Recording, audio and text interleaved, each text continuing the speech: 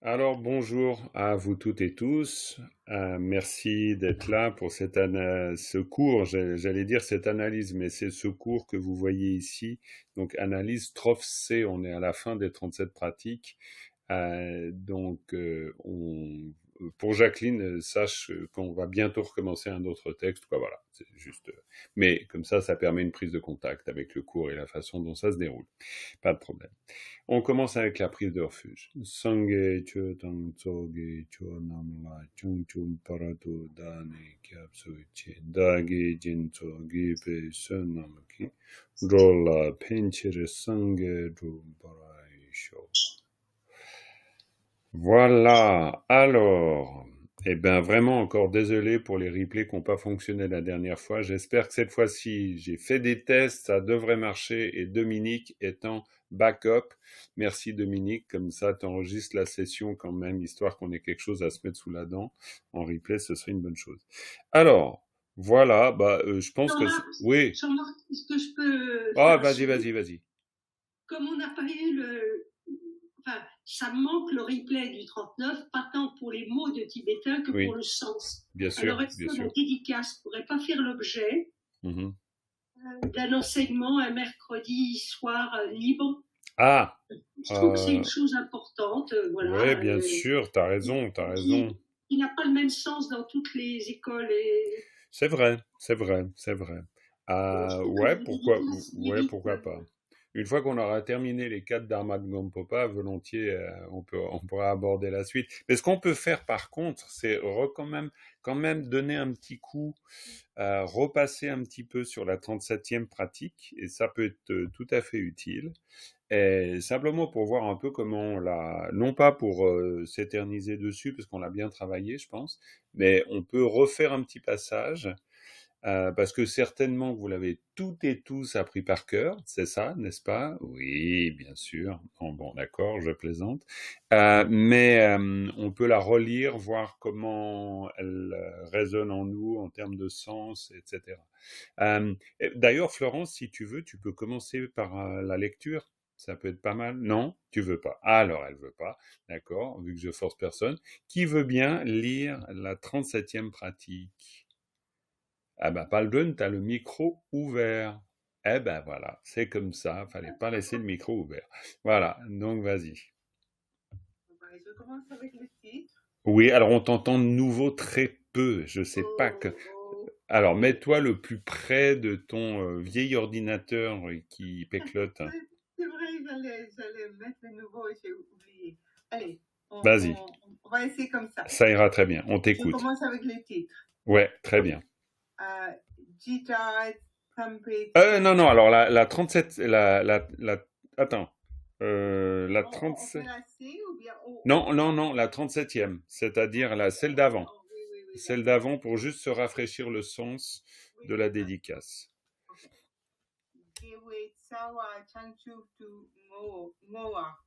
Impeccable. Deta Tsampe Jupe Gewa Nam Dai Jowe Dunga Selwe Chir. Selche Chir, hein, Selche Chir, hein. Ouais, c'est un peu l'accent qui ressort. Pas de problème. Sympa. Mais est-ce que quelquefois on entend ça un peu, c'est entre... Ouais, non, c'est sûr, on peut entendre ça. Disons, au Kham, on prononce le tcha, on le prononce ça, c'est vrai. Mais disons que c'est quand même très, très localisé. Hein. Je veux dire, c'est mieux quand même de prendre l'habitude de selcha. Disons, c'est plus standard. Parce que sinon, on va faire du dialecte Khampa, donc ça va être compliqué. Oui. Mais bon, cela dit, c'est pas grave. Hein. Vas-y, je te laisse poursuivre. Okay. Poursuivre, ok. Korsum Nampar Dakpe Sherabgi Chanchub Moa Gyase Vaklanini. Impeccable. Ouais, c'est très bien. C'est super.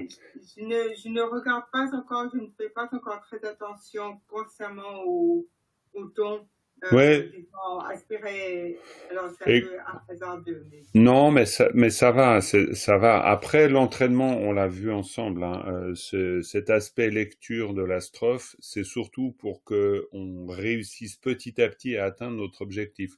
Notre objectif est simple, mais il est fondamental, c'est faire que quand on voit le groupe de mots, par exemple ici, tetar ou tout simplement tsunpe, dupe, gewa, nam, qu'au bout d'un moment, le travail qu'on a fait sur l'organisation des mots groupes de mots fasse que tsunpe, dupe, gewa, nam, tac, il y a le sens du groupe de mots qui nous vient à l'esprit.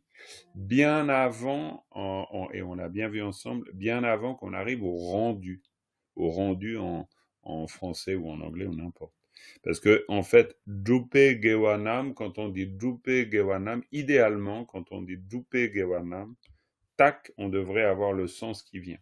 C'est tout l'objectif de l'analyse. Hein. L'objectif de l'analyse, c'est pas forcément de faire une traduction. Je vous rappelle que la traduction n'est là que comme exemple du rendu possible. On pourrait, là, il y en a deux d'ailleurs qui sont proposés de traduction. On pourrait largement en mettre 3, 4, 5. Vous pouvez toujours imaginer une autre façon de rendre les choses. Mais par contre, quand on dit Drupe Gewanam, par exemple en tibétain, Drupe Gewanam, tout notre travail fait que petit à petit, Drupe Gewanam, ça veut dire les vertus accomplies. Et puis ensuite, la formulation du sens, elle va se faire dans, on va dire, dans notre esprit, dans notre conscience, en fonction du sens que l'on extrait de chaque élément. Tetar, tsunpe, drupe, gewanam. Et c'est ça notre entraînement. Hein. Donc après, bien sûr que la prononciation juste ou pas, bon, ça, idéalement, oui, c'est bien, ce serait top de faire chaque lettre expirée, mais bon, voilà. Ok, on va relire quelqu'un d'autre relit une deuxième fois cette strophe, histoire que justement on puisse faire cet exercice, alors qui est progressif. Hein. Stéphane, super. Donc je te laisse lire et toi-même, parce que c'est le but de l'exercice. Pour nous, auditeurs, c'est d'essayer de comprendre le sens du groupe de mots ou du mot. Et pour toi, locuteur, c'est d'essayer de savoir ce que tu es en train de dire. Ça, ce serait carrément idéal. Vas-y, on t'écoute. Tar tsanpe drupe gewanam taye drowe dungel selche tir korsum nampartakpe sherapti changchu ngowa bielse la clénienne. Très bien. Ah ouais, c'est pas mal. Moi, j'ai eu l'impression que tu comprenais ce que tu disais. Est-ce que c'est le cas? Oui. Eh ben, c'est une très bonne chose. Parce que, par exemple, quand tu dis Joe... Ah, il y a Cathy qui veut intervenir ou c'est... Non, c'est... Je sais pas. Il y a eu un espèce de truc bizarre, voilà. Mais ça, c'était rencontre du troisième type avec. Des fois, ça arrive. Hein, il peut y avoir des êtres d'une autre galaxie qui essayent d'arriver dans la session Zoom. Bon, c'est parce que ça les intéresse tellement ces 37 pratiques. C'est normal. Alors, si Stéphane, tu lis Joe Dungel, ça veut dire les souffrances des êtres. Très bien. Alors évidemment, ça semble très simple, hein, d'autant plus que là maintenant, pour vous, ça représente pas trop de difficultés. Mais évidemment que si on est à l'aise avec Joe Dungel, ce qui n'est pas la moindre des choses quand même, après, Taye Joe Dungel, on est aussi à l'aise. Hein, parce qu'on est bien d'accord que c'est une construction par briques, en fait. C'est des poupées gigognes, hein, chaque fois. Donc, Joe Dungel, parfait. Puis après, Joe Dungel, Selche Chir. Et là, ça s'enchaîne, parce que Selche Chir, on pourrait dire d'une manière autonome, Selche Chir, de nouveau, idéalement, ça doit faire poup, et puis on a le sens. Et ça, c'est... Alors voilà, si par exemple, juste, Claudine, je te dis Selche Chir, ça te dit quoi, Selche Chir? Ça te dit rien, on dirait avoir ta moue, là. mais quoi me demande-t-il? En fait, c'est la fin de la deuxième ligne, tu vois. Alors, faut que tu ouvres ton micro. Yes, comme d'habitude. Ah non, non, on t'entend pas. On t'entend pas, faut ouvrir le micro. Ah, c'est... Bientôt, on claquera des doigts. Ah bah alors là, carrément, on t'entend là, avec le micro. Vas-y. Tir, c'est afin de... Ouais, très bien. Et puis, hein? Donc... Et s'éloigner, c'est dissiper. Oui, tout à fait. Donc c'est afin de dissiper. Très bien, très bien, très bien. Et l'idée, c'est de... Encore une fois, hein, c'est une vision idéale, mais idéalement, ce serait que selçieçil, vous l'ayez travaillé dans la structure pour faire que, quand vous dites selçieçil, vous dites afin de clarifier, afin de purifier. Parce que c'est comme ça que vous allez petit à petit réussir. Alors évidemment, sur une base d'entraînement de texte que vous répétez pour prendre l'habitude de ça. Mais idéalement, vous voyez un texte et puis hop, vous captez sa structure. Parce que vous captez sa structure, vous captez le sens de chaque élément de la structure. Et c'est ça qui va vous permettre de comprendre en lisant. Et si vous comprenez en lisant, vous allez comprendre petit à petit en écoutant aussi, il n'y a pas de problème. Donc là, effectivement, si après, Stéphane, on fait ce bloc-là, hein, système de poupée gigogne, hein, on met un bloc avec l'autre. Donc dans ce cas-là, Joe Dungel Seltiaichir. Afin que de se dissipe la souffrance des êtres. Mais c'est parfait, exactement. C'était excellent. Et c'est ça l'idée. L'idée, c'est qu'on arrive à ça. Florence, je viens de taquiner un petit peu ou pas? Si je veux, quoi. Toi, tu veux pas, mais bon, ok. Alors.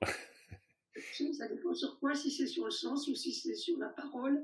Parce que tu es un peu bloqué au niveau de la parole, c'est pour ça? Non. Ok. Alors, peut-être.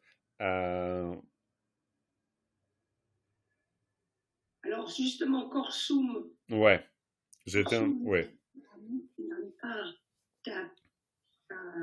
Prenons. Alors, typique. Dans cette espèce, voilà. Dans ce qu'on pourrait appeler une espèce de fatras de syllabes qu'on n'arrive pas à bien classer, quel est l'élément, on pourrait dire, la construction de groupe de mots la plus évidente pour toi, dans cette phrase? Corsum. Ok, Corsum, très bien, ben voilà, ok, Corsum, voilà un élément. Y en a-t-il un autre qui apparaît d'une manière assez évidente? Sherap, oui, non, mais alors Sherap, c'est un mot. Hein. Là, je te demande plutôt un groupe de mots pour que justement on prenne l'habitude de ce travail sur le sens du groupe de mots. Tapé, Sherap. Oui, très bien. Voilà. Alors après, poupée gigogne, hein, un bloc dans l'autre. Mais takpe, Sherap, ça c'est parfait. Si tu peux décider de travailler juste sur takpe, Sherap. Et dans ce cas-là, takpe, Sherap, ça voudra dire?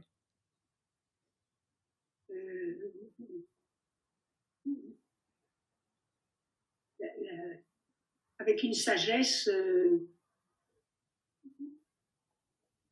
pure ou libre. Oui, pure. Alors, c'est pour ça que j'essaie de vous amener là, parce que j'ai envie que vous arriviez à ça.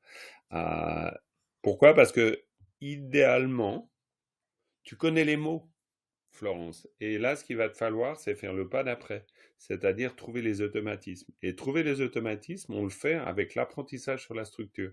C'est-à-dire, takpe sherab, c'est bêtement notre X plus X. Hein. Je veux dire, en termes de structure, on est un génitif, donc on a déterminant, déterminé.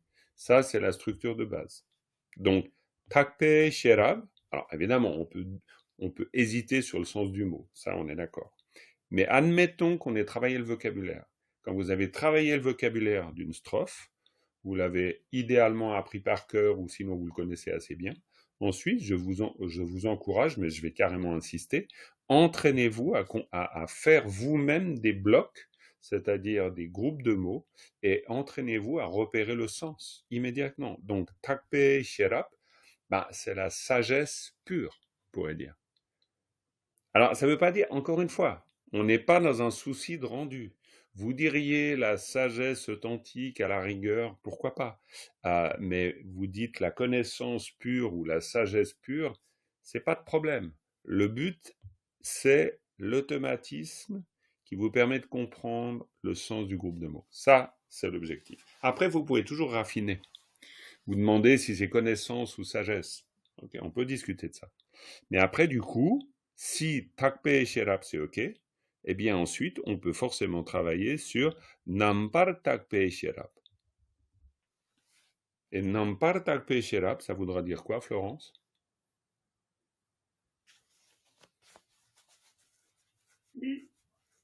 Sagesse parfaitement pure. Alors on sait que c'est de tout concept. Non, c'est trop. Tu vas trop loin. Tu es déjà dans un discours et un rendu. Non, l'idée c'est namper takpe sherap. Boum, tu sors un sens. Alors, la sagesse parfaitement pure. Stop. Voilà, Stop. On dit pas plus. On dit namper takpe sherap. C'est la seule chose qu'on dit en tibétain là. On dit pas plus. Ou on dit la sagesse authentique. Ou on dit la connaissance parfaitement authentique. Après, de nouveau, distinguer le rendu la compréhension du sens du groupe de mots. C'est pas la même chose.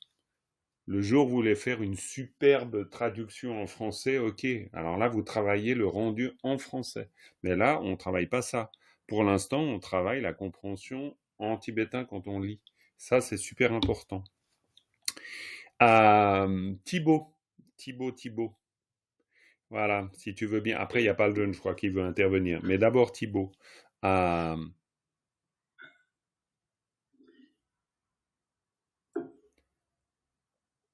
Si par exemple là, tu vois quel type de groupe de mots là? Comment tu te débrouilles avec ça? Bon, c'est assez simple évidemment, mais bon, disons quand même. Première ligne. Alors déjà le nom c'est Gewa, qui est mis au pluriel avec Nam. Ouais. Et après il est défini par Tsenpe Jupe. Ouais, c'est pas mal. Tu peux le voir aussi comme ça. Ouais. La vertu qui est accomplie. Donc Tsenpe Jupe, ça veut dire accompli avec Tsenju, persévérance. Bien sûr. Grâce effectivement à l'instrumental, donc avec énergie, avec courage, avec diligence. De nouveau, ça c'est un problème de rendu, mais on a bien un accomplissement. On a un accomplissement accompli avec, donc grâce à, par le biais de nouveau, tous les équivalents. Donc un accomplissement rendu possible par la diligence ou l'énergie. Et donc, du coup, Tsumpe Jupe Gewanam, parce que c'est ça l'astuce, c'est qu'après on lit Tsumpe Jupe Gewanam et puis pouf, il y a une mise en place des éléments dans sa tête. Et c'est ça qui est compliqué parfois. Alors vas-y. Et après le tétard. Mais simplement, laisse le tétard de côté. Tu laisses le tétard devenir une grenouille et puis tu prends juste Tsunpe Drupe Gewanam. Voilà, hop. Donc ça serait les vertus accomplies avec diligence. Impeccable. C'est très bien. C'est ça l'objectif. Diligemment accompli. Alors ça, après, tu fais comme tu veux. Mais ce qui est important, c'est que tu aies un accès au sens. Parce que tu peux dire diligemment accompli grâce à, par le biais de tu peux tout trouver. Mais par contre, les vertus accomplies avec diligence. Il doit y avoir un extrait de sens qu'on peut perfectionner ensuite. Mais parce que ensuite, quand vous allez parler avec un Tibétain ou qu'un Tibétain vous parle ou vous lisez un texte, il fonctionne comme ça, c'est-à-dire il pense en tibétain. Et donc penser en tibétain, ça veut dire construire son propos, que ce soit à l'oral ou à l'écrit, avec une structure. Et c'est cette structure qu'il faut repérer. C'est pour ça qu'on fait tous ces efforts-là. C'est très bien, parfait. Paldon, j'ai vu que tu voulais intervenir avant. Que voulais-tu dire? Et il y a Natalia qui nous rejoint. Coucou Natalia. Super. Bonjour Natalia. Alors, Paldon. Alors, Jean-Marc, en fait, c'était une question, c'était juste pour un peu résumer le processus que tu nous as décrit. Ouais. C'est d'abord, il faut connaître le sens des mots. Mm-hmm. Ensuite, identifier des groupes de mots. Ouais. Et les particules. Mm-hmm. Et ensuite, comment en voyant comment les particules lient les groupes de mots, on peut extraire le sens. Ouais. Et après, on peut passer au rendu. Mais c'est comme ça qu'on va développer une compréhension de la structure. Ouais. Maintenant, ma question, c'était par rapport, d'après ce que je vois, parce que quelquefois, j'ai l'impression que tu prends comme un grand groupe de mots et après, tu découpes en petits groupes. Mm-hmm. Et quelquefois, tu commences avec un petit groupe et puis tu vas... Absolument. Alors, c'est comme les poupées rouges. Exactement. D'où l'idée des poupées gigognes. Est-ce que c'est quand même plus facile de commencer avec des petits groupes? Oui, alors, c'est une bonne question. C'est pour ça que là, j'aurais presque envie de dire, alors je ne sais pas ce que vaut cette réponse, mais j'aurais presque envie de dire qu'en fonction de votre facilité, même votre feeling, vous pouvez construire sur cette base. Je m'explique. Vous avez une première phrase là. Eh bien, cette première phrase, dans un premier temps, ou typique avec la troisième phrase, c'est encore plus frappant. Avec la troisième phrase, il y a quand même un moment, au premier contact, il y a quand même une espèce de non pas de stupeur, ce serait exagéré, mais il y a quand même un peu du genre, attends, je fais quoi avec tout ça? Il peut y avoir un peu un sentiment, je fais quoi avec tout ça? Donc c'est là où, moi je vous encourage vraiment à lire. Pourquoi lire? Parce qu'en lisant, vous allez petit à petit, par le fait même de la lecture, il va y avoir quelque chose de l'ordre d'une organisation. Il y a quelque chose qui va s'organiser. Vous dites Korosum Nampara Takpe Sherabki.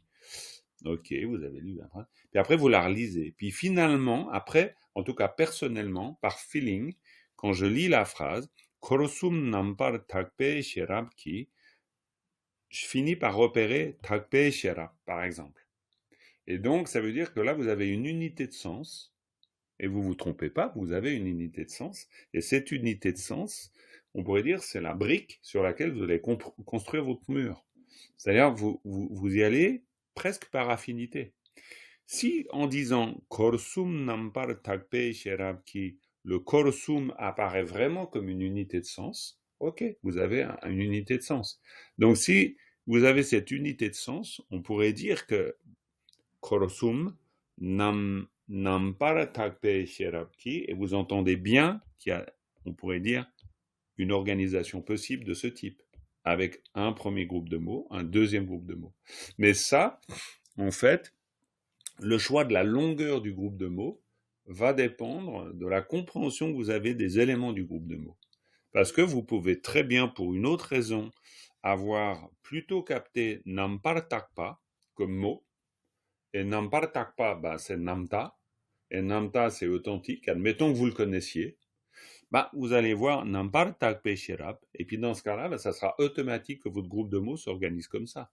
Donc il n'y a pas besoin de forcément le dissocier en Takpe Sherab et ensuite Nampara Takpe Sherab. Ça va dépendre de... C'est pour ça que je dis, alors feeling, c'est pas exact, mais ça va dépendre de votre connaissance des mots et groupes de mots. Mais c'est clair que par contre, si vous voyez Nampara Takpe She, ça va pas le faire. Parce que là, oui, vu que le tibétain est une langue monosyllabique, vous pouvez vous amuser à construire tous les groupes possibles. Mais non, là, on va quand même rester dans la convention que She, ça va avec Rap, donc Sherap. Donc là, hop, vous avez une unité de sens, Sherap. Et là, et puis le qui, je veux dire... Si vous l'avez clairement identifié comme une particule, c'est pas un problème. Vous le laissez comme particule, vous n'avez pas besoin de le traiter tout de suite. Claudine? Alors, moi, pour pas me jeter tout de suite dans un dictionnaire, parce que j'ai un petit peu peur de me perdre après uniquement dans le mot, dans le sens du mot. Ah, tu as raison. Hein. La première chose que je fais, donc je te donne pour voir si j'y fais correctement. Hein. Ouais. Je repère déjà les particules. Ouais. En commençant par le génitif. Bon, moi, je mets des couleurs par particules, comme ça me donne un peu une idée. Très bien. Et éventuellement, c'est comme ça que je commence à faire des groupes de mots. C'est parfait. Tu comprends ce que je veux dire? Ah, oui, je comprends très bien. Je repère les particules, les verbes, si c'est possible. Top. C'est très bien. Je peux continuer comme ça. Parce que mais alors vraiment. Ah, mais vraiment. Quand je vois tout ça, c'est pour enlever un peu de panique avec tout ce Absolument. Mais tu as complètement raison. Mais tu as complètement raison. Parce que je pense que c'est ce que tu appelles cette panique. Avant, je parlais de stupeur. Bref, quel que soit le mot qu'on utilise, il y a quand même, on est un peu désarçonné. Pourquoi? Parce que en français, on a des espaces entre les mots. En tibétain, on n'en a pas. C'est quand même un peu très bizarre pour nous. On a juste une espèce de suite. En plus, dans un texte en prose, quand on regarde le commentaire, on a des phrases à rallonge. Je veux dire, on a vraiment de quoi ne pas savoir où est la tête, où est la queue. Hein. Ça, vraiment. Donc, tu as tout à fait raison. C'est ça, et c'est grâce d'ailleurs à ce travail de repère des particules, Claudine, qu'au bout d'un moment, il va y avoir un automatisme. C'est-à-dire que tu vois la particule, puis tu dis Joe Dungel, puis hop, ça arrive tout de suite. Parce que tu as, tu as suffisamment travaillé ça, puis immédiatement, le génitif, quand tu vois un génitif, il y a une espèce de réflexe. Joe Dungel. C'est pour ça qu'il faut toujours... toute l'approche que j'essaie de développer avec vous, c'est une approche contextualisée, tout le temps. C'est-à-dire, on voit le mot, le groupe de mots, la particule, dans le contexte du texte vivant. Parce que sinon, ok, vous avez appris le sens du génitif, mais comment vous le repérez dans le contexte vivant? Le contexte vivant, c'est Joe Dungel, hein. Mais le contexte vivant du génitif, c'est aussi Nampar Tagpe Sherap, de la même manière. Puis au bout d'un moment, vous avez le même réflexe. Ou alors, Drupe Gewa. Que vous disiez Nam ou pas à la fin, c'est complètement égal. Vous avez Drupe Gewa. Parce que vous avez l'automatisme du X plus X. Et tu as tout à fait raison de faire comme ça. Simplement après, entraînez-vous vraiment à capter le sens du groupe de mots. Et pour ça, vous allez devoir le lire. Parce qu'en le lisant, vous allez le sentir. Vous allez sentir Joe Dungel, Drupe Gewa, Takpe Sherap. Et vous allez vous entraîner et ça va venir. Et il va y avoir un automatisme. Et ça va beaucoup faciliter. En fait, moi, je me rends compte, plus je donne des cours de tibétain, plus je me rends compte vraiment d'une approche holistique. Si vous faites que de l'épellation, ça n'ira pas. Si vous faites que de la lecture, ça n'ira pas. Que de l'analyse, ça n'ira pas. Si tu te jettes dans le dictionnaire, on l'a tous fait, c'est une peine perdue. On n'y comprend rien à la globalité. Si on fait que de la grammaire, ça n'ira pas. Donc, on est holistique dans le sens, on va vraiment devoir avoir une approche j'en sais rien, mais disons avec toutes ces approches conjointes qui vont faire que petit à petit, il y a une agrégation de sens. Ah, il y a Annie qui se bat avec son iPad, mais j'espère qu'elle va gagner. Hein. Mais ça a tout changé depuis que je t'ai écouté là sur le truc philosophique là. Bon. Ça y est, c'est récupéré. Donc ça marche alors? Oui, ça marche, là, tu me vois pas? Ah si, je te vois très bien, Annie. Alors, c'est parfait. Bon, ok, et on est content de te voir. Annie, tu as peut-être d'ailleurs un commentaire à faire sur tout ça. Je vous ai écouté en pointillé. Bon, d'accord, ok. Tout à fait. Par exemple, Annie, si je te dis, alors la quatrième phrase, histoire, on aura tous participé. La quatrième phrase. Bon, là, après, on va passer à la deuxième strophe, hein, celle du jour, il n'y a pas de problème. Mais la quatrième phrase, ok. Passer l'état de, comment ça s'organise, qu'est-ce que tu dis, comment tu vois l'organisation de ça par groupe de mots? Bon, c'est assez simple, évidemment. Hein. On va laisser tomber c'est la rectine. Ouais, là, je pense qu'on peut. Mais c'est évidemment un groupe de mots. Bien sûr. Changchup Ngo. Ouais. Et quand tu vois Changchup Ngowa, est-ce que ça apparaît comme un groupe de mots pour toi? Plus ou moins? Ouais. Ok, ça te frappe pas, évidemment, il n'y a pas de quoi. Mais ça, c'est typique de quelque chose... dans ce genre de cas, il va falloir faire en sorte que vous ayez une forme de familiarisation. C'est-à-dire, Changchup Ngowa, oui. Si immédiatement tu veux le traduire, tac, comme ça, d'une manière un peu réflexe, sans perdre du temps dans le rendu, mais d'une manière un peu réflexe, Changchup Ngowa, tu dis quoi? Par réveil. Ouais, mais justement, comment ça s'organise, le Changchup Ngowa? Mais ça s'organise pas, voilà. Ok, ça s'organise pas. Alors, as tout à fait raison. Voilà, je comprends bien. Dominique, comment organiserais-tu le Changchub Ngowa? Encore une fois, d'une manière un peu réflexe. Éveil dédicace.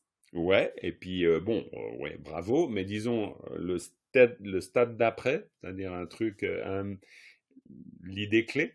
Mais c'est bien, c'est très bien. Vas-y, tu dirais quoi? Dédié à l'éveil. Dédié à l'éveil, bravo. Dédié à l'éveil. Dédié à l'éveil. Hein, c'est une dédicace vers l'éveil. Mais après, la dédicace pour l'éveil, dédicace à l'éveil, dédicace afin d'atteindre l'éveil, ça, je dirais, c'est pas notre problème pour l'instant. C'est juste Changchub Ngowa, éveil, dédicace, oui, c'est juste. Donc, dédicace vers l'éveil. Quoi, disons, il doit y avoir quelque chose qui sort. Après, on verra si ce qui sort c'est juste. Mais faire que le groupe de mots, tac, nous amène au sens. Mais alors, pourquoi s'il n'y a pas de particules là? Bien sûr, parce que là, on est dans un exercice de la part de l'auteur, on est dans un exercice de composition versifiée. Donc, c'est pour ça qu'après, on a notre commentaire qui nous dit la même chose, mais en prose. Vous avez toujours le commentaire où vous pouvez regarder le rendu possible en tibétain en prose. Et là, vous verrez les choses dites un peu différemment, bien sûr. Mais n'empêche que, si vous travaillez comme ça, au bout d'un moment, quand vous lisez, que ce soit là, les 37 pratiques ou n'importe quel texte de pratique, parce que c'est quand même ça au départ, eh ben, hop, vous comprenez le sens tout de suite. Vous dites Sangye Che Tang Tsogi Cho Nam La, hop, vous avez le sens. Changchup partout, Dani Kyapsuchi, vous savez ce que vous dites. Dagi Jinso, Gipe Se Nam Ki, vous savez ce que vous dites. Mais idéalement, bien sûr, mais parce que, ben voilà, le groupe de mots veut dire quelque chose. Et vous n'êtes pas, à ce moment-là, vous pensez en tibétain, vous n'êtes pas en train de penser à un rendu en français, justement. Et c'est vers ça qu'il faut aller. Faut aller vers. C'est pour ça qu'on fait de l'analyse de texte. Sinon, vous devenez des super bons analystes, il n'y a pas de problème. Mais dans ce cas-là, vous faites que de la bonne analyse grammaticale. Vous n'arrivez pas à sentir le texte derrière. Et ça, c'est une grande difficulté en tibétain. Parce que des fois, on peut être super bon dans l'analyse, on n'arrive pas à se dépatouiller avec les éléments. Donc, avant Changchub, il y a quand même une particule. Il y a oui, oui, tout à fait, tout à fait. C'est pour ça qu'après ce travail sur le Changchub Ngowa, ça ne veut pas du tout dire qu'on doit l'isoler du reste. Hein. Ça veut dire que chaque élément, après, ça c'est juste pour, on pourrait dire, trouver une affinité, faire un lien avec chaque élément de sens. Les éléments de sens, c'est parfois un mot, mais c'est parfois un groupe de mots. Par exemple ici, Gyaltse Laglen Yin, et là on peut être subjectif, c'est-à-dire on peut décider que Gyaltse Laglen Yin, c'est un élément de sens. On n'est pas obligé de dire Gyaltse Laglen Yin. On décide ça subjectivement. Et puis une fois qu'on a Gyaltse Laglen Yin, on sait que là on dit pratique des bodhisattvas. Point. Après, on a Changchub Ngowa, on a éveil et dédicace, donc dédié à l'éveil, par exemple. Et puis après, on a Korsum, Nampar Takpe Sherap Ki. Alors, vu qu'on a Nampar Takpe Sherap, donc ça veut dire la sagesse parfaitement pure, ou la connaissance parfaitement pure, ou la connaissance authentique, encore une fois, c'est pas le problème. Nampar Takpe Sherap Ki. Donc, après, tu vas au feeling, mais tu vas au feeling sur la base de cette compréhension des éléments de sens. Donc tu peux te dire, parce que qui, tu sais, par le biais, par le moyen, grâce à, donc grâce, alors là par exemple, à Korsum, les 3 points de référence, grâce à la parfaite ou authentique sagesse ou connaissance, dédier tout cela à l'éveil, est une pratique des filles et fils des vainqueurs. Alors, ça ne veut pas dire que tu es dans un rendu parfait en français, mais tu es déjà dans une compréhension de ce que tu es en train de dire en tibétain. Et c'est vers ça qu'on va. Le sujet de dédier, c'est dans la première ligne, c'est Gewa. Ici, le sujet de dédier, effectivement, c'est les Gewanam. C'est pour ça que C'est pour ça qu'après, ça ne veut pas dire qu'on a terminé le boulot, hein, quand on a réussi à trouver les unités de sens. Parce qu'après, il va falloir trouver l'organisation interne de la strophe. On est d'accord. Mais déjà, on a fait un boulot énorme. Parce qu'on a les blocs, on a les briques, on peut construire notre mur. Puis après, en fait, c'est comme un jeu de briques. C'est-à-dire, est-ce que je mets la première brique là, après, vous demandez comment vous l'organisez. Évidemment, après, c'est Gowanna. Parce qu'après, il y a aussi tout le contexte. C'est-à-dire qu'après, on sait bien que, qu'est-ce qu'on dédie à l'éveil? Eh ben, quelque chose. Qu'est-ce qu'on dédie à l'éveil? C'est les Gowanna. Voilà, bon, voilà. C'est pas pour faire plus long sur cette strophe, vu qu'on a déjà beaucoup travaillé. Et puis après, on arrive et vous le voyez dans le commentaire, si je vais dans le commentaire, là, je prends le support du jour.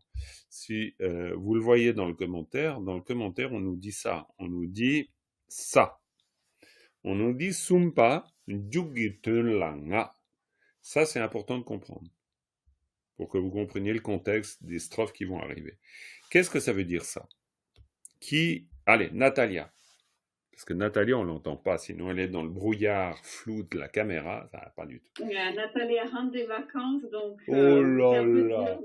Non, pas du tout. Donc Natalia rentre des vacances, elle a plein d'énergie, elle s'est super reposée. Tout le contraire. Tout le contraire, ma pauvre. Oh, on va te plaindre. Alors, vas-y, qu'est-ce que tu peux nous faire à la lumière justement de ce qu'on vient de dire? C'est-à-dire, on a Sumpa, Chugitunlanga. Comment est-ce qu'on organise les unités de sens? Oula, là tu me prends... Ouais, c'est vrai que je te prends au dépourvu. C'est peut-être pas très simple, mais tu verras que ça va pas trop être compliqué non plus. Donc, en conclusion, non, je ne sais pas.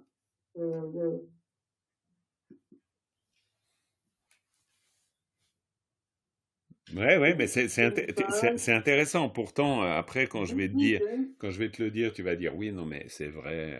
Là, ça c'est sûr. Hein. C'est sûr, c'est clair. Ouais, Paul-John a une idée. Mais je te laisse quand même. On va laisser un peu Natalia se débrouiller avec ça. Puis après, on va aller à sa rescousse. Donc, Jukidun. Ouais. Ça pourrait être la fin, ou je sais pas, la conclusion. Donc, ouais, c'est bien. Le sens de la conclusion. Yes, bravo, voilà. Et ben là, Natalia, ce qu'elle vient de faire, elle vient exactement de faire ce que je proposais avant, et tant mieux, bravo. C'est-à-dire que dans cette espèce de fatras de syllabes, qu'est-ce qui apparaît pour moi comme du sens? Jugidun, simple, hein, c'est du génitif de base. Le troisième. Yes. Et là, ça commence à se construire. En conclusion du troisième. Et non, alors là, non. Non, justement, tac, peau de banane. Non, peau de banane. Mais très bien, ok. Comme quoi, hein, et c'est pas, je veux dire, vous savez tous les mots, hein. Nga, ça veut dire 5, là, c'est un laden, voilà. Moi, je sais pas. Ok, alors quelqu'un, est-ce que quelqu'un a le résultat de l'énigme ici? Paul-John, je vois. Alors, toi, tu dis troisième des 5. Ok, ça, c'est une version. Vas-y, Claudine. C'est troisièmement, comme il y a souvent ça, deuxièmement, troisièmement, quand on a des explications ou des commentaires. Bien sûr. Pas, non? Oui, c'est très juste. Et donc, Claudine, si tu vas un pas plus loin, tu fais quoi avec ça? Alors, je mets troisièmement, sens de la conclusion. Alors, 5. 5 points. Attends, on verra après. On verra après les 5 points. Comment interpréter la particule, le là? Et oui, et pour ça, il vous faut... Alors, est-ce que ça va avec... Je sais pas. Hein? Non, alors, regardez, c'est génial. À mon avis, c'est bien... Il y a un qui. Il y a un qui, absolument. Donc, le qui, c'est le sens de la conclusion, ouais. Bravo, sens de la conclusion. Et c'est là où vous voyez toute la vertu qu'il y a à faire à ce que je vous propose. J'insiste un peu, mais Si vous travaillez sur la structure, Jugiden, le sens de la conclusion, c'est bon. Là, le nga et le la, vous savez pas très bien quoi en faire. Le soum, on comprend finalement, et t'as raison Claudine, sumpa c'est troisièmement, très bien. Jugiden la nga. Et là, taku, bizarrement, vous êtes dans un truc super simple. Vous l'avez déjà vu un nombre de fois incalculable hein, avec votre niveau. Mais là, tac, s'accroche. Et s'accroche pourquoi? Parce qu'il y a une désorganisation des unités de sens. Jugiden, c'est le sens de la conclusion. Le la et le nga. Qu'est-ce qui se passe avec un la? Un la, c'est un lieu d'incidence. Donc, c'est Jugiden la. Quand vous le lisez, c'est Jugiden la. Ça veut dire pour le sens de la conclusion. À l'égard du sens de la conclusion. C'est pour ça que je vous encourage à le lire, parce que vous devez le sentir. Jugiden la nga. Il y en a 5 pour le sens de la conclusion. Donc, troisièmement, pour le sens de la conclusion, il y en a 5. Et ça, vous allez arriver à capter donc le sens de ça, alors franchement, hein, je veux dire, c'est niveau débutant pour vous, normalement. Mais en même temps, ça vous pose encore une difficulté. Et c'est normal, parce que vous devez faire encore du progrès sur cette captation du sens de chaque groupe de mots avec les particules. C'est-à-dire sumpa, jugiden la nga. Alors évidemment, après, en tibétain, on dira jugiden la nga. On ne va pas faire une césure là. On va dire jugiden la nga, ça veut dire il y en a 5 pour le sens de la conclusion. Donc, troisièmement, virgule, il y en a 5 pour le sens de la conclusion. Mais pour vous, dans votre exercice d'acquisition, jugiden la nga. Jugiden la, et là vous travaillez jugiden la. C'est comme quand vous dites Paris là, à Paris, vers Paris. Donc vous captez l'unité de sens. Ce qui est plus difficile, c'est qu'il y a beaucoup d'ellipses. Si tu veux, le 5, brusquement, c'est... Clairement. C'est plus que uniquement 5. C'est ça qui est... T'as complètement raison.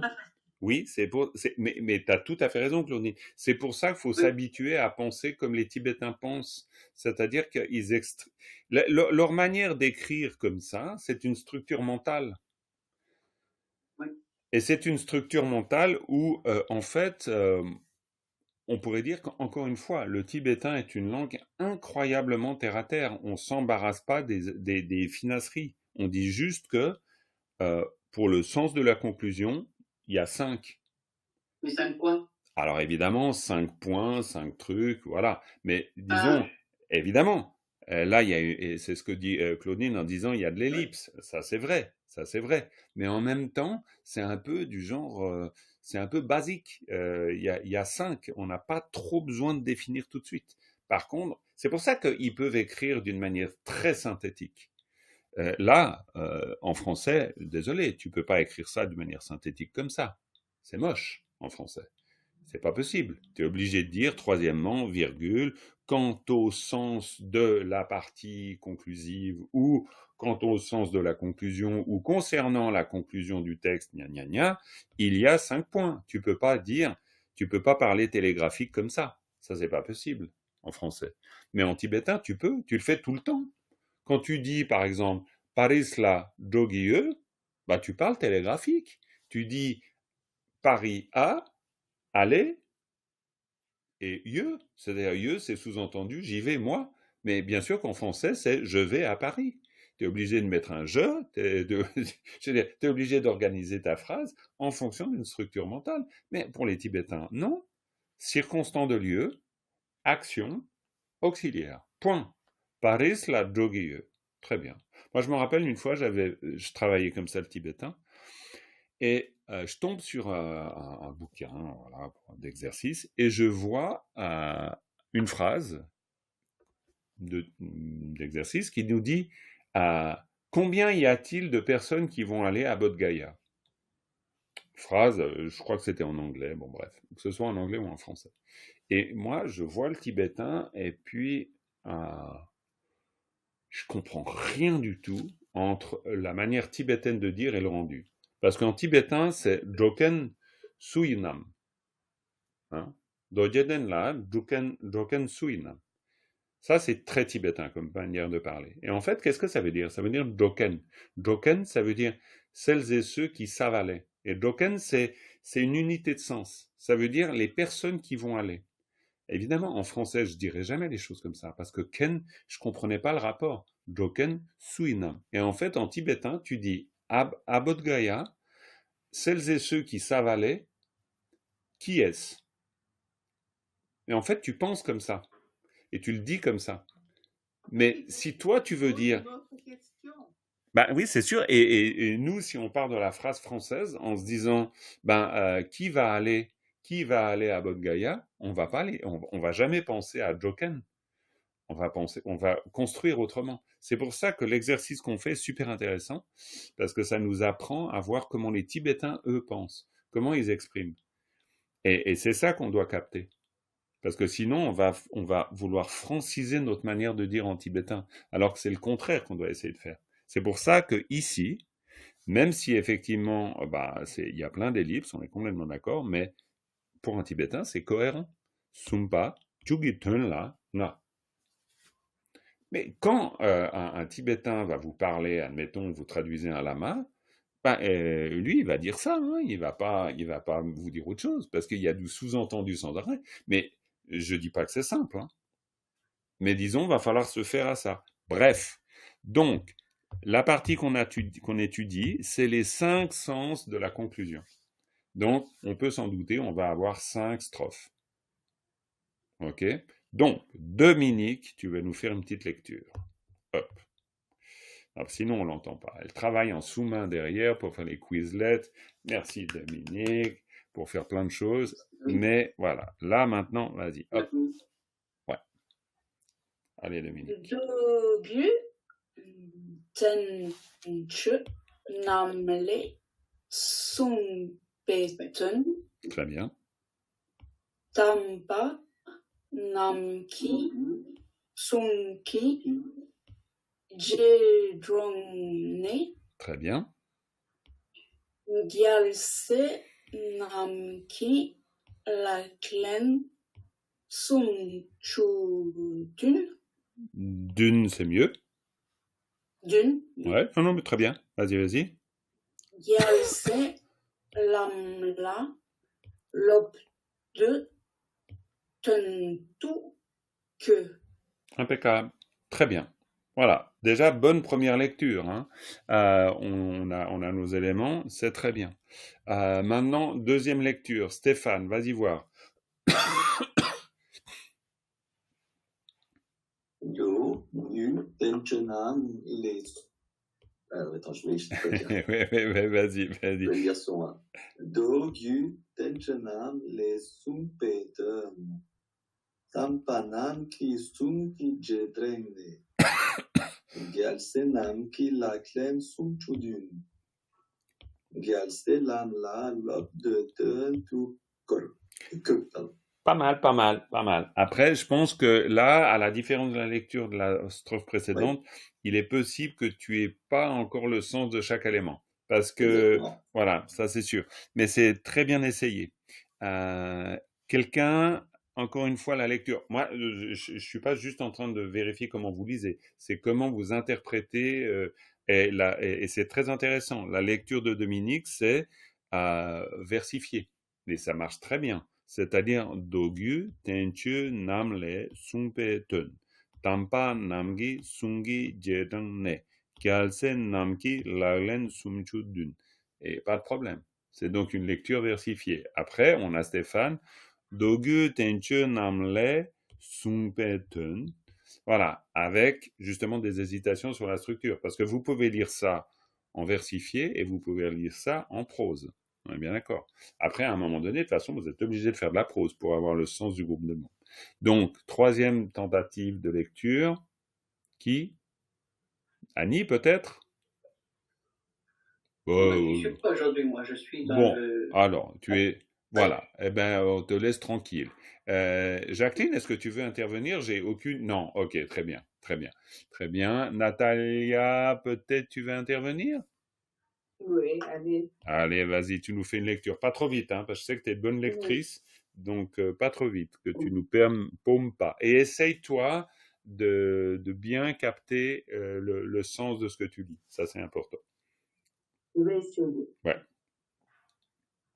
Do du tenchu namle sumpedun nampa namgi sungi detamne yelse namgi laglen sunchudun yelse namla dobdu dendu ke.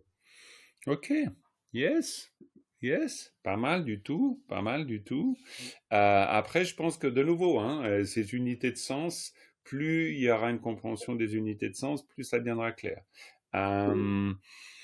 Je regarde un peu l'heure parce que, mine de rien, ah ouais, d'accord, on n'a plus que 10 minutes, ça va vite. Donc, 10 minutes. Alors, Thibaut, hop, comme ça au feeling. Première phrase, et puis on refait l'exercice d'avant. C'est-à-dire, tu essayes de me dire ce qui, hop, face à toutes ces syllabes tous les côtés, comment tu sens le sens de ces éléments? Alors, il y a Do et Gyu, c'est les sutras et tantras. Très bien. Ça peut être tout à fait une unité de sens. Do-Gyu. Ok, très bien. Tenche, c'est quelque chose du même ordre. Ouais, tu arrives à préciser? C'est une classification des textes, je sais pas. Ok, les tenche, c'est les shastras, c'est les commentaires. Et ça, alors, c'est très tibétain. Là, on fait une énumération de ce qui est considéré comme texte classique, c'est-à-dire les sutras, les tantras, les shastras. Et ça, c'est vraiment, voilà, là, on sait qu'on est dans un contexte classissime. Mais on va considérer que tout ça, c'est Buddha Vakana, c'est-à-dire que ça, c'est la parole du Bouddha.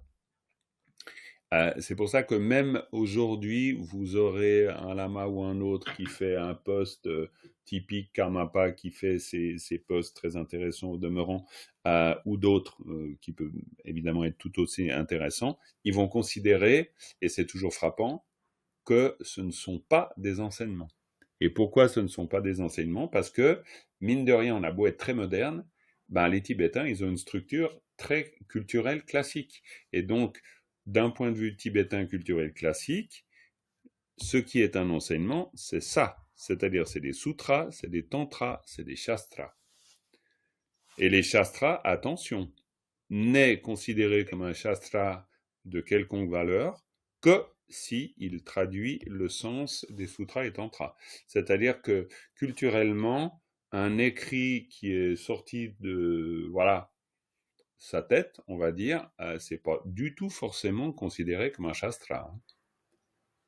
C'est juste pour une petite précision pour ça. Mais effectivement, 2 unités de sens.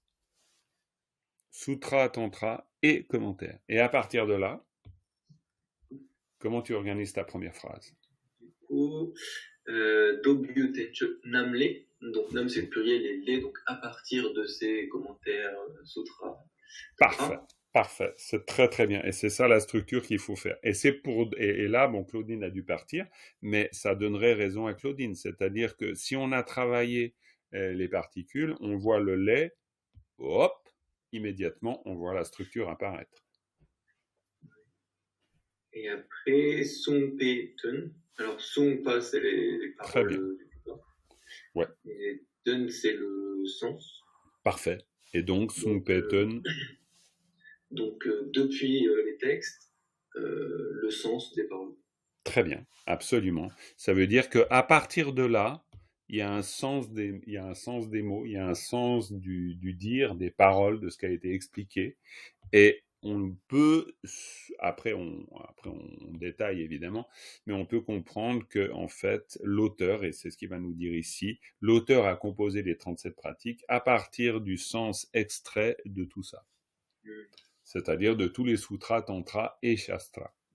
Donc il est en train d'expliquer comment il a initié ce travail des 37 pratiques. Ça vient d'où en fait? Et là, il va nous le préciser. Bravo, très bien, ouais, c'est super. Est-ce qu'on a encore un peu le temps? Ouais, un petit peu le temps. Est-ce que quelqu'un veut essayer de faire le même exercice sur la base de la deuxième phrase?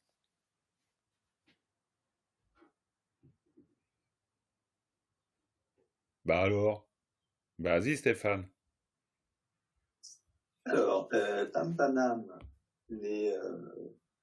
alors c'est les êtres saints, peut-être, Parfait. Pas les authentiques. Très bien, très bien. Ce qui est important, c'est de capter une unité de sens. Après, pas grave si tu t'es trompé, mais parce qu'après, ça sera forcément relativisé par le reste. Mais Tampanam, très bien, les êtres saints. Donc, Kisung, attends, qu'est-ce que j'avais mis les paroles, oui. Paroles, en fait, ce seraient les paroles authentiques. Tampanam, Kisung. Oui, ou tu pourrais dire les paroles des saints hommes. Ça pourra marcher aussi. C'est pour ça que ça, c'est un problème de rendu, si tu veux. C'est exactement ça, le problème du rendu. Parce qu'en français, tu peux dire les paroles authentiques, tu peux dire les paroles des saints hommes, tu peux dire les paroles des saints, les paroles excellentes, tu peux dire plein de choses. Mais par contre, toi, tu dois avoir une idée du sens du groupe de mots. Et après, Tampanam, Kisunki, Jedreng. Jedang, excuse-moi. Donc, les vénérables, je mettrais les vénérables paroles authentiques, et avec né à partir des vénérables paroles authentiques. C'est très bien. C'est très très bien. Et puis peut-être le en suivant peut être compris comme Jedang, hein, c'est-à-dire il y a l'idée dans Jedang, il y a l'idée de à la suite de disciple, continuateur, bref. Donc il y a quelque chose du genre tel que là on voit Dogu Tenchu Namle Sungpeten Tampanamgi Sungi Jedangne. On peut tout à fait le comprendre comme donc, et si on y va bout par bout, Sutra Tantra, commentaire, les à partir le sens de ce qui est dit. Tampanamgi Sungi Jedangne. Alors là, c'est vrai que ça fait un gros bloc. Donc là, c'est pour ça que, hop, va falloir faire un extrait de sens assez long. Mais faut essayer. C'est-à-dire, on pourrait dire à la suite de la parole des êtres saints, parce que évidemment, être saint, parole des êtres saints, à la suite de la parole des êtres saints. Si on veut, on travaille nos poupées gigognes en fait. Mais chaque fois, on n'oublie jamais le sens qu'on est en train de dire. Être saint, la parole des êtres saints, à la suite de la parole des êtres saints. Donc, à partir de, et le nez, hein, le nez, par exemple, le thé vient du Tibet. Chadi Penere. Ce thé est tibétain. Chadi Penere. Hein, donc, provenance, origine. Mais ça, c'est un travail pur de particules. C'est-à-dire, on aura travaillé le Chungkung Geja, c'est-à-dire l'ablatif en français. On aura travaillé cette particule en sachant qu'elle peut indiquer le comparatif et la provenance. C'est pour ça qu'on est obligé de construire notre compréhension sur la base de plusieurs éléments qui viennent se répondre les uns les autres. Vous ne pouvez pas être que bon dans la définition de la particule, mais vous avez besoin de savoir un minimum concernant les fonctions des particules. Ben voilà, ça c'est un super boulot. Très bien. Et pour compléter par rapport à ce que disait Claudine tout à l'heure sur la recherche du verbe, moi j'arrive pas du premier coup à trouver si c'est un nom ou si c'est un verbe. Comme je disais l'autre jour, en repérant la racine de ce qui est un nom ou un verbe, mais savoir si c'est un nom ou un verbe, c'est pas évident du premier coup. Alors, ça dépend du contexte, non ? Alors, tout à fait, et c'est là où on sort la petite pancarte en disant c'est pas évident du premier coup. Alors ça, c'est vrai, tu vois, là, Dominique, t'as raison, et je peux pas te donner tort. C'est vrai que c'est pas évident du premier coup. On est complètement d'accord. D'où l'idée de l'entraînement. Alors ça, il y a pas de doute. Ça va pas du tout être évident. Par contre, c'est pour ça que, en termes de méthode, le meilleur moyen, c'est d'avoir des espèces de points d'appui. Quand j'ai beaucoup employé, je suis sans arrêt en train d'employer le terme de repérage, repérer, avoir des points de repère, avoir des mots-clés, etc. Et c'est ça vos repères. C'est-à-dire que après que le verbe soit un nom ou pas, si par exemple vous avez ici sungpa, ok, sungpa, en termes de réflexe, c'est un verbe, très bien. Il y a un pas, il est nominalisé. Et donc, vous savez qu'en gros, il va s'agir forcément, oui d'un verbe, mais oui d'un verbe nominalisé. Et c'est pour ça que Pour moi, en tout cas, le repère des particules importe plus que savoir si c'est un mot, ou si telle syllabe est un mot ou un verbe. Enfin, je veux dire un nom ou un verbe. Pourquoi? Parce que c'est les particules qui vont m'indiquer. La force de la particule, souvenons-nous-en, la force de la particule, c'est que c'est elle qui transforme la racine présente dans la syllabe, parce qu'en l'occurrence ici, c'est une racine qui est la racine dire, on va dire. Eh ben, c'est la particule qui va nous dire si ce qui précède est considéré comme un verbe à l'infinitif, un verbe, on pourrait dire, pris dans une construction avec auxiliaire, ou un verbe en l'occurrence nominalisé, c'est-à-dire pour nous un participe passé. Et c'est pour ça que les particules vont nous sauver. Et donc, dans la ligne suivante, il n'y a pas de nominalisateur. Et donc, on est plus sur un verbe. Ici. Dans la deuxième ligne, au bout de la deuxième ligne, sur suivre. Ouais, complètement. Complètement. Mais, faut se méfier. Et pourquoi faut se méfier? Parce qu'on est dans une forme versifiée. Et dans une forme versifiée, l'auteur aura pu aussi se permettre de, il vire une particule parce que, voilà, il en a besoin. C'est pour ça que, attention, la question du rendu, pour nous, elle est accessoire pour l'instant. La compréhension globale du sens, ça, c'est notre priorité. Après, si vous faites de la traduction, vous aurez le dialogue avec le commentaire pour voir si on est en droit de penser qu'ici, il s'agit de en suivant, ou est-ce qu'il s'agit de plutôt suivant les pratiques, ou quoi, bref, voilà. Après, c'est un problème de rendu uniquement. Voilà, les amis, je vais devoir vous laisser parce que sinon j'aurais... Oui, Annie, tu voulais dire? Jedang. Oui. Tout seul. Alors, tout seul, ça peut vouloir dire disciple, ça peut vouloir dire suivant, ça peut vouloir dire suivre, ça peut vouloir dire tout ça, en fait, Jedang. Ouais. Voilà. On va s'arrêter là parce que sinon j'ai pas suffisamment de temps pour que l'ordinateur il fasse sa petite moulinette avec les fichiers audio. Voilà. Et puis de toute manière, on est au bout du cours. On termine avec une dédicace. Sonam diye tamche zilpani tomne nyepe dana pantene kegana che bala pupai sipe tsole do. Merci beaucoup à vous toutes et tous. Et puis, heureusement, Dominique a fait une copie de sauvegarde de sécurité du replay. Donc, il y aura quelque chose de toute façon. Voilà. Donc, belle journée. À bientôt. Et je laisse la session ouverte. À bientôt. Merci à vous. Merci à vous.